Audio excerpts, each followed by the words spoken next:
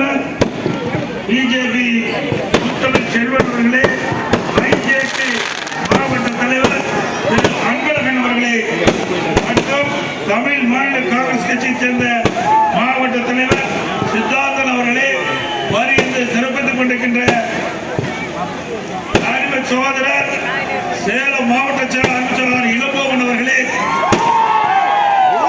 இங்கே திரளாக இருக்கின்ற இந்த நிகழ்ச்சியை சீரோடும் சிறப்போடும் எழுச்சியோடும் பெறுவதற்கு அடித்தளமாக விளங்கிய நகர கழக செயலாளர்களே, ஒன்றிய கழக செயலாளர்களே, பேரூர் கழக செயலாளர்களே, ஒட்டுமொத்த கழக நிர்வாகிகளே, தேசிய ஜனநாயக கூட்டணியில் அங்க வைக்கின்ற கட்சிகளே, தொண்டர்களே, நிர்வாகிகளே, விவசாயிகளே, விவசாய தொழிலாளிகளே, பெரியோர்களே, தாய்மார்களே, பத்திரிகையாளர்களே, ஊடகங்களே, அத்தனை பேருக்கு என்னுடைய முதற்கண் வணக்கம். இன்றைய தினம் திரு ஸ்டாலின் அவர்களும்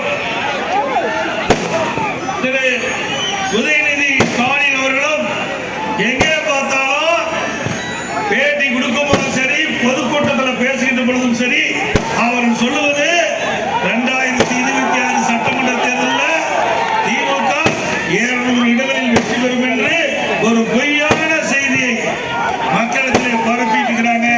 திரு ஸ்டாலின் அவர்களே, இந்த முன்னம் பகுதியில் வந்து பாருங்க, மக்களுடைய எழுச்சியை பாருங்க. இந்த எழுச்சியே முன்னம் சட்டமன்ற தொகுதி வெற்றி பெற்று விட்டது. இது ஒரு எழுச்சி பயணத்தில் மேற்கொள்கின்ற நிகழ்ச்சியா நாம் பார்க்கல.